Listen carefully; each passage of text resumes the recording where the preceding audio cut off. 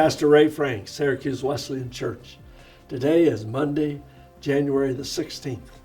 Thanks for checking in online with us today. Well, I've been preaching a series of sermons out of Matthew chapter 5. We refer to them as the Beatitudes. They're the introduction to the Sermon on the Mount. I think if the Lord keeps leading me in the same way, I'm going to actually be preaching through the Sermon on the Mount for the month of January. But one of the problems I have is there's just always way too much material. I can't get it all out in just one sermon. So yesterday we were looking at the fifth Beatitude.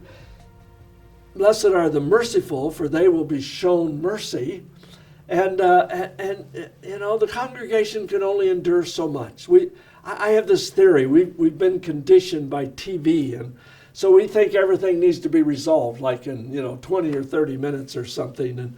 And there's enough material I could talk for an hour on the mercy of God. Well, so what I decided to do today is to bring one of the illustrations of mercy that I had read about and studied, but decided there was no time to put in a sermon, and use it for our musing this Monday morning.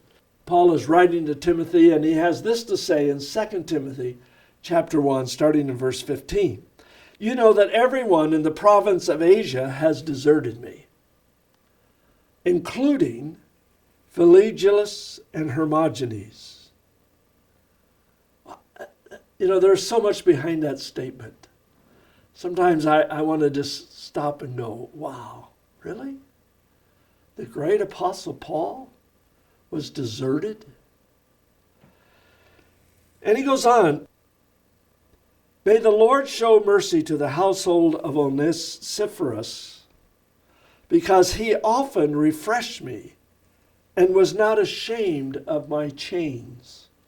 On the contrary, when he was in Rome, he searched hard for me until he found me.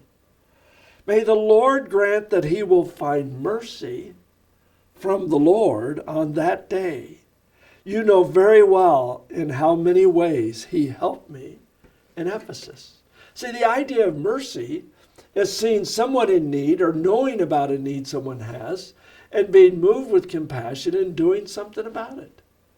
And Onesiphorus was a great example of that. Early in my ministry, there was a time when I faltered and failed miserably. I still remember those that I thought I could count on who deserted me and were quick to condemn. But I'm still warmed by the memory of those who went out of their way to show support by their prayers and presence in a very dark time of life. And my prayer is that I'll always be on the lookout for opportunities to show mercy for those who have fallen along the way. Well, one of the great reliefs that I have discovered late in life is that I don't have to be judge of the world. In fact, I've resigned that position. Nobody had ever assigned it to me. I just sort of took it on myself. But boy, what a relief to no longer have to be judge of the world.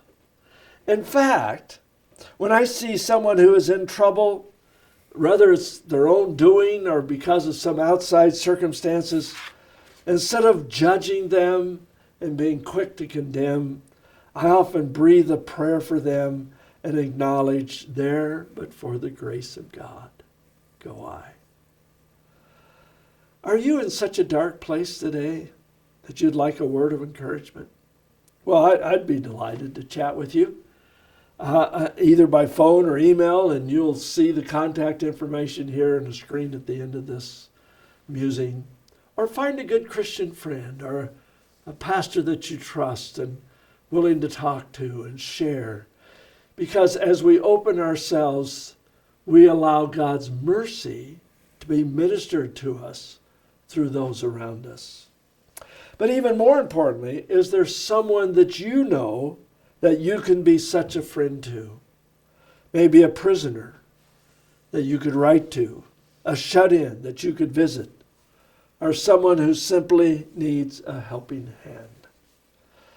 The promise is that by being merciful, by showing mercy, you give evidence that you have indeed received mercy from God himself.